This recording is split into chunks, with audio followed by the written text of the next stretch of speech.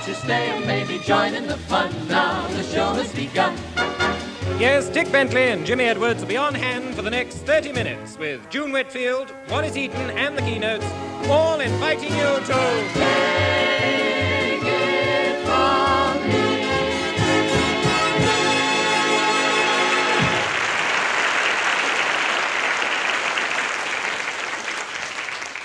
Bentley, when I was in my bath yesterday, I had a thought.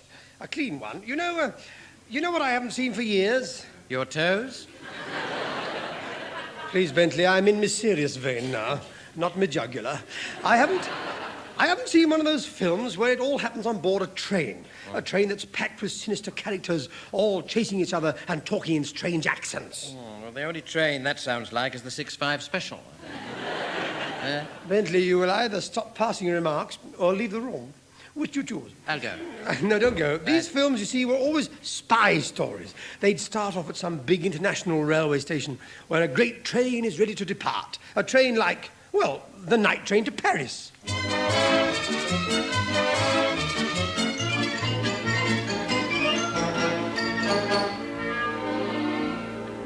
It is Victoria Station, 9:57 at night.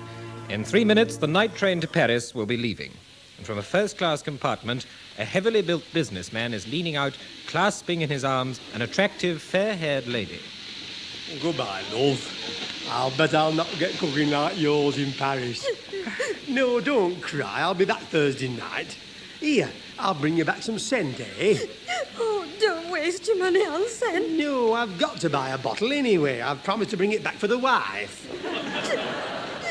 Now, don't cry or you'll spoil a lovely weekend. Chin up now. Goodbye, Auntie. Goodbye, dear. Love to Uncle. On the platform outside the compartment, a cool-eyed, debonair young fellow is talking in low tones to a grim, soldierly-looking man. You can rely on me, Colonel M. I hope so, Carfax. I'll pass those plans over to the Secretary-General. I've made them into an oblong parcel and taped them across my chest under my shirt. You better take a seat now, madam. Madam? Perhaps you'd better find another place for those plans, Carfax. Now, remember, if they get you, we can't help you. I realize that, sir. From the moment the train leaves, I wash my hands of the whole affair. I understand, sir. I would not expect you to wash your hands while the train is standing at the station. Take your seats now, please. Take your seats, please. A little further up the platform, another couple are conversing. A beautiful raven-haired woman and a swarthy, bearded man with dark glasses and an astrakhan hat. He looks vaguely foreign. We must have no mistakes, Countess. Dimitrios is on the train. He will help you. The envelope we want is being carried by an MI5 courier called Carfax. Here, this is the only photo we could find of him. Let me see. Isn't he a little young for this kind of work? That photo was taken when he was 4 months old. He has probably lost those dimples by now. And the ones on his face. Don't worry. I will recognize him. As soon as I have taken the plans from him, I will send them to Moscow by carrier pigeon. You have the carrier pigeon with you? Yes, it is concealed in the foliage of my hat. Good luck, Countess. Find it all out, man.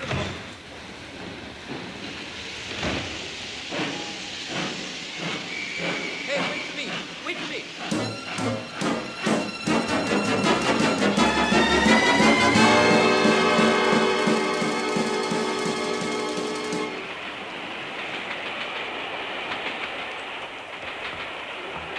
Well, we're making very good time.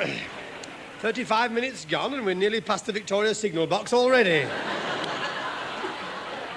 Very good. We're rattling up. Excuse me, miss. Here, miss, I'm addressing you. Oh, I am sorry. I was deep in thought. I reckon you must be thinking hard. Your hat keeps rising in the air and settling down again. What? Oh, down, Tanya, you bad bird. If you don't keep still, Siberia. Who's she talking to there? Well, we're picking up speed a bit now. I say, young fella, you don't look over-comfortable. I'm not terribly. Do you think you could open the window a little further? What for? So I can climb in. Oh. Well, come on, then. Oh, thank you. Yes, I was talking with my friend and almost missed it. My name's Carfax. Carfax. Did I startle you, miss? Oh, no. I thought you said Birchington Horsley. Dear, where's that photo? Yes, it could be. Mr. Carfax, would you mind laying face downwards on the seat? Oh, certainly. Like this? Yes. Now, let me see this photo. Oh, yes, it is unmistakably the same profile. I must contact Dimitrios. Will you excuse me, gentlemen? Well, of course, I yes. wish to stand in the corridor a while. I have never seen Coulsdon South by moonlight. You know, that's what I call an attractive woman. She has an air. Yes, I saw her looking at his photo. He's ugly-looking brat. Here, Mr. Carfax, how about us meeting up in Paris? You been there before? Well, not since I was just a youth. 18, 19. Well, it's probably changed a bit since 1819. Here, look up, hey up. Here comes the femme futile again. Here, you've come back, miss. You don't mind me saying so, you look pale. Yes, sir. I've had rather a shock. Well, what can you expect when a woman like you tries to squeeze past a corridor full of sleepy sailors? I wish to sit down, please. Oh, dear. No sign of Dimitrios anywhere on the train. What can have happened to him? Here you are in a state, miss. Let me get you a travel pill out of my suitcase. I'll get it down from rack and... I don't know. Well, isn't that typical? What is it? There's a dead man up here on the luggage rack. A dead man. I say, the cleaners should have spotted that. Well, I'll go to Barnsley. Look at that. A dead man with a dagger in him sprawled right across the rack there. Where do they expect you to put your raincoat? It is Dimitrios. Oh, then I am on my own. You know what I say? No wonder the railways are losing millions of pounds. Look at this carriage here. What a muck. A corpse on the rack, orange peel in the ashtrays. I'll tell you, if the soup's cold tonight, I'm going to register a complaint, and that's that. First sittings for dining car. First sittings for dining car. Yeah, I'll have dinner, lad. I'll have dinner. What do you recommend, the boiled turbot or the shepherd's pie? Well, now, I don't advise a boiled turbot, sir. Oh. Not at this speed. It's been shot across the dining car 4 times already. The shepherd's pie's got the weight to resist. Well, I'll have a bundle of the shepherd's pie, then. Right. Keep my seat, you two, won't you? So, Mr. Carfax, we are alone. Wouldn't you like to come and sit next to me? Thank you, but no. No? In my job, we are warned against beautiful women in low-cut dresses. We are taught to look down on such things. I see. In that case, put your hands up, Mr. Carfax. A gun! Who are you, madam? What are you? When are you? My real name is Countess Nietzschevo, but in the chancelleries of Europe they call me simply Q. And I think you know what I am after. P? Carfax, let us stop this fencing. That package stuck to your chest. Give it to me. No. Give it to me. Oh, Where don't. is it? You've got I cold must hands. get it. Ah, here it is. This is what I want. This envelope addressed to the Secretary General of the United Nations. The one marked not to be opened till September the 3rd, 1967. No, you can't have it. I won't let you. Where's my wallet? Let me see how much I've got. £4, £4.15, £4.19. Countess, can you lend me a shilling? What for? I'm going to pull the communication cord. Come away from that cord or I'll fire. I warn you, I'll... Very well, take that.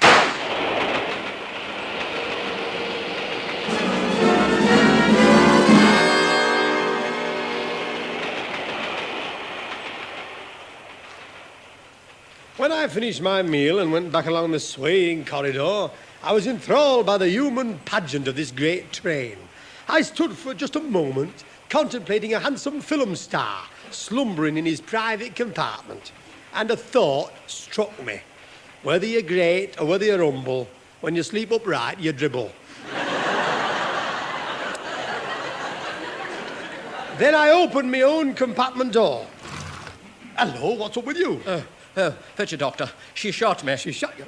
Where did she shoot you? Right in the middle of the tunnel. Oh, dear. Are you hurt? Fortunately, no. She didn't pull the trigger very hard. But I say, listen, that woman is an agent for a foreign power. I'm not allowed to reveal which one, but Napoleon didn't do himself any good there. Not Josephine. Oh, never mind. Suffice it to say, this is a government matter, and I'm enlisting your aid. She's got to be found. Hey, then perhaps this'll help you. Look, on the seat where she left her hat, there's a grey bird with a ring round its leg. Shall we search it? No. As a government employee, I can't touch that. Why not? It isn't my pigeon. Come on, we'll scour the train.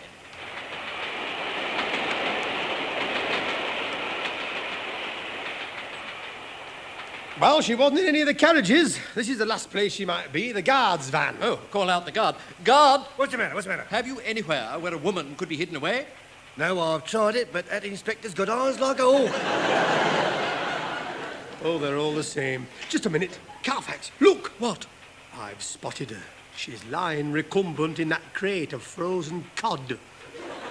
Where? Here, gaze carefully along the lines of cod. You'll notice one pair of eyes is looking in the other direction. By Jove, yes. Come out, Countess Q. The jig is up. So, I have failed. You didn't have a chance from the start, Countess, you see. I was on to you all the time. You? But you are just a businessman. That was my cover story.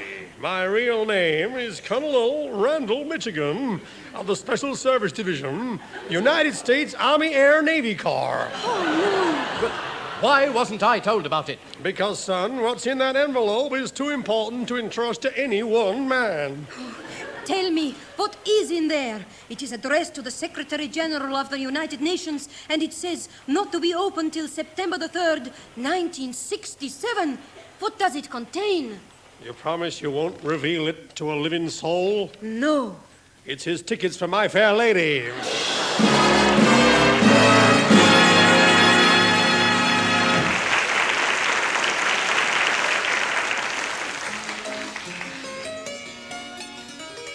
One night long ago, by the light of the moon, an old music master sat composing a tune.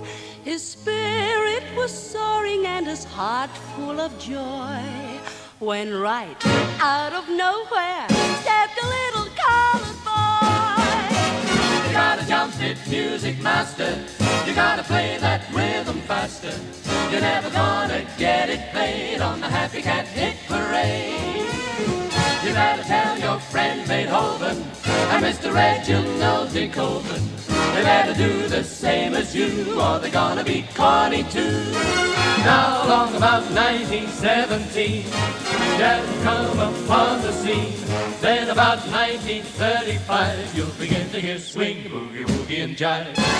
You gotta show that big broadcaster that you're a solid music master, and you'll achieve posterity. That's a bit of advice from me. The old music master simply sat there amazed, and wide-eyed and open-mouthed he gazed and he gazed. How can you be certain, little boy, tell me how? Because I was born just 100 years from now. You hear the chords that rock the spinet and disappeared in the infinite. And up until the present day, you can take it from me, he's as right as can be. Everything has happened that way. But then along came a guy called Tommy Steele with a beat to rock you from toe to heel. A rockabilly, rockabilly, rockabilly, rock, a rock right round the clock. Job with music master, play that rhythm faster, and you'll always get it played at the top of a hit parade. So thanks to the music master, top of the hit parade.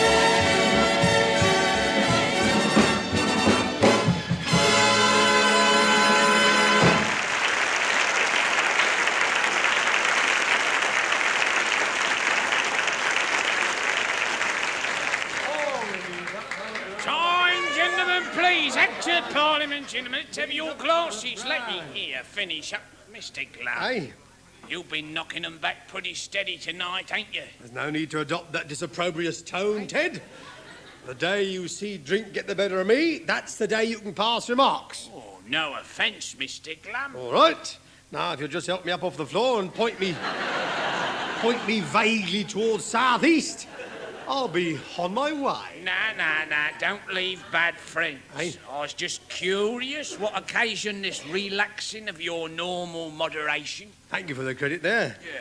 What do you think's the cause of it? What do you think, I eh? don't really know. Ah, dear. It's that boy of mine, of course. My Ron. Oh. Now, take last Tuesday. Before you take it, take a brown out and take the top You're off. right. Last Tuesday, there was Ron with Eth on the sofa, but acting so far-fetched, Eth had to say something. She just had to say something.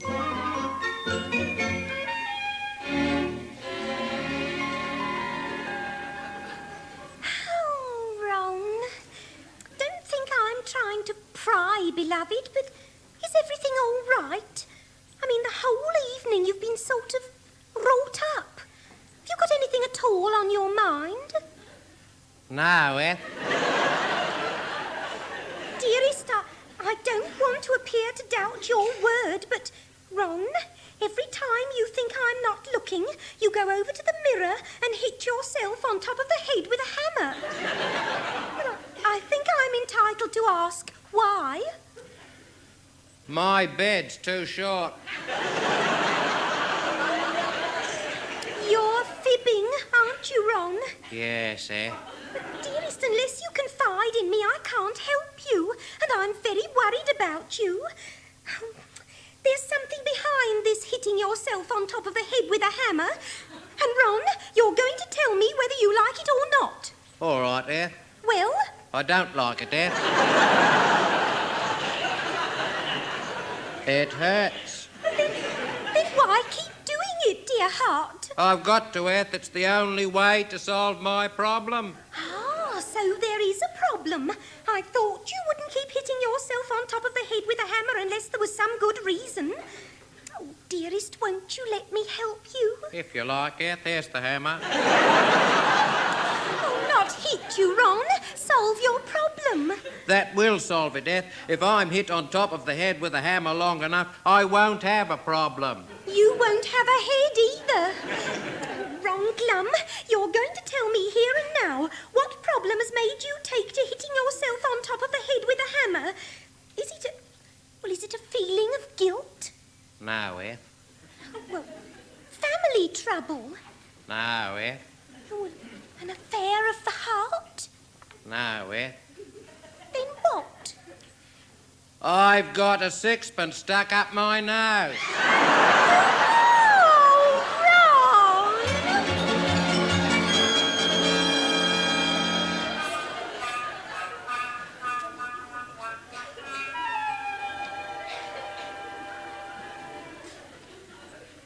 There. Hold his stupid head back, Eth. All right. Let me shine the torch up his beak. We'll see if there's any... Oh, yes. Yes, I can see the tanner. Oh, which side is it? Tails. Oh, Mr. Glum, which side of his nose? Oh, it's the right-hand nostril. The starboard, as you might say. Well, there's the thing, eh? Oh, Ron, you are a reckless boy. Next time you're tossing a tanner for drinks, pull your head back. Oh, that wasn't how he did it, Mr. Glum. It was... Oh, will you tell us, Ron? Well, Dad gave me a shilling to go and get him sixpenn'orth of chips. That's right. Yes. So I went to the fish shop, and the man gave me the chips and then a sixpence change. Yes. And then I remembered. Dad likes vinegar sprinkled over. Yes, it gives the paper a better flavour. Yes. Still don't see why you put the sixpence in your nose. I should think that would have been obvious. How else could I pick up the vinegar bottle?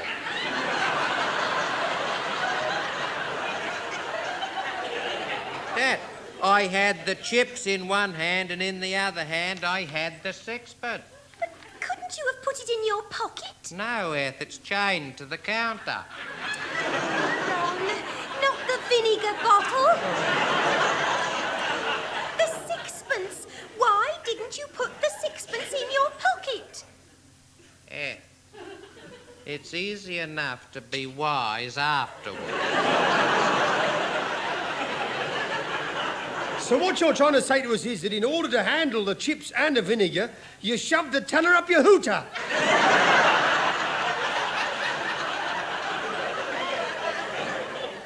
Yes, Dad. Yes, strike a flaming light. I suppose we can only be thankful that the change didn't come in sixpenn'orth of coppers. How would you have distributed it then? Well, then what'd you do when you got the sixpence up your conk then? I walked home and I gave you the chips and you gave me one for going. That's right. And I ate it. Yeah. Then I licked me fingers. First this finger, then that finger, Yes, then all right. Well- Never mind the human interest stuff. Just give me the saline facts. Then I went upstairs and had me lie down. And when I woke up, I suddenly thought, oh, what about Dad's sixpence? You know it. I looked everywhere for it. You'd forgotten where you put it? Yes, Eth, and you'll never in a million years guess where I found it. Up your great stupid conk. Oh, Dad, you got it first time. It took me ages. Yeah. Mr. Glum, it's no good you just standing there staring at Ron with that expression of loathing. The deed's done. Now, what about your son? He's going to be done very soon. This is no time for recriminations, Mr. No. Glum. If we don't get that sixpence out, it might... Well, I don't want to be an alarmist, but one must think of these things. The sixpence might work its way into the interior of Ron's head. That must be fascinating country. It's all very well to keep saying, get it out, but how? How? Well, you've never had any such difficulty getting sixpences out of the gas meter. I do that from the back with a long bit of wire. This is different, Ed. Here, wait a minute. Of course I know how to dislodge it. It's a simple scientific principle. Oh, how? Hit him on top of the head with an hammer. He's been doing that since last night. It doesn't work. Look, surely there must be some way of blowing it down. Blowing it? Well, that's worth trying. I suppose we could shove the nozzle of the bicycle pump in his ear, and then we could pump... No, Mr. Glum, Ron blow it. Oh. Look, beloved. Yes, Ed? Now listen. Place one finger tight against your good nostril, like this. That's right. That's right. Now, Now? blow as hard as you can down the sixpenny one. Go on. Right. Anything happen, Mr. Glum? Nothing's happened except he's taken on a startling resemblance to Louis Armstrong. All right, give over, Ron. Oh. Hold him up, Ed. His knees are sagging. Here, while he's half sparked out, give me over the sugar tongs. I'll try and see if I can get a purchase on the coin with them. Hold steady, Ron. Oh, Dad, no. No. Now, don't make out that hurt. Oh, what a baby you are. Give me a hand trying to pull the sugar tongs down again. I must say, I never imagined I'd get them up that far. There we are. That's extricated them. All right. All right, I'm sorry. If you just keep your head still this time, I might get them up the right nostril. No. I don't think you should. And why not? He's my boy. Yes, I know, but he's my boy too. And if it's going to be got down like that, then it should be done by, well, somebody qualified. You mean a sweep? A doctor, a proper doctor. Mr. Glum, you must ring up the hospital and we'll go there right away.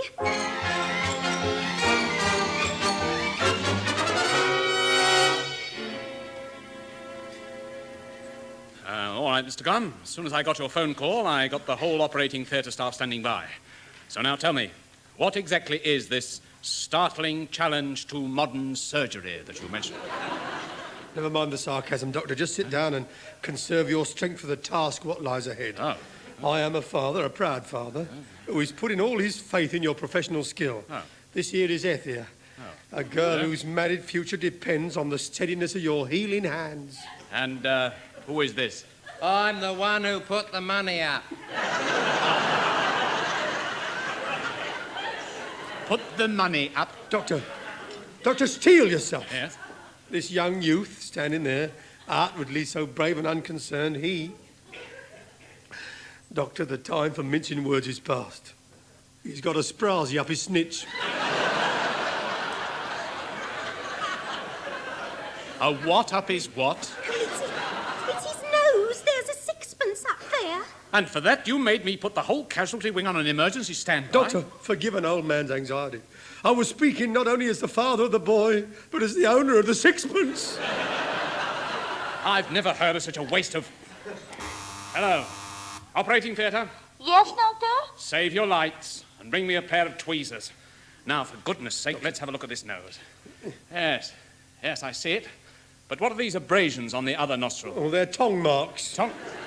You mean he's Chinese? No. He always looks like that. It comes of not eating his greens. Doctor! Oh, dear, I don't like the look in your eyes. Is there any hope? Hope? Oh, to think I left a golfing dinner for this. For heaven's sake, get outside, you two, and let me get at this nose.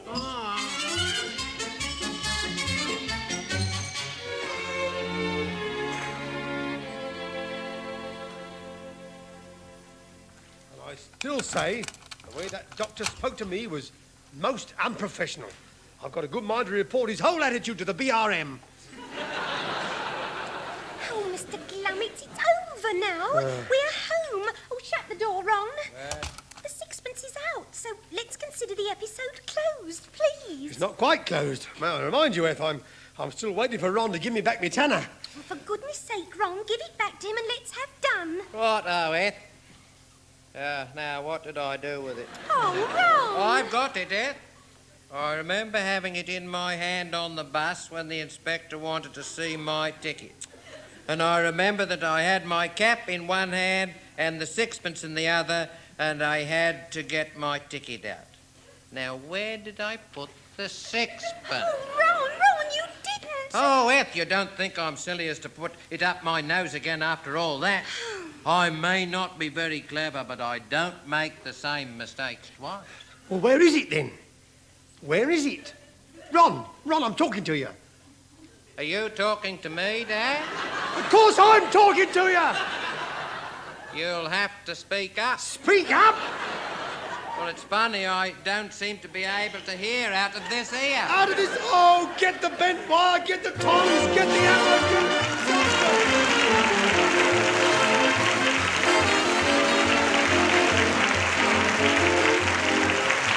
At 11 minutes, and the BBC Review Orchestra bring our recorded show to a close. Those involved were Dick Bentley, Professor Jimmy Edwards and June Whitfield, encouraged by Wallas Eaton and the keynotes. Frank Muir and Denis Norden wrote the script, and the programme was produced by Charles Maxwell. We all invite you to tune in again next week and...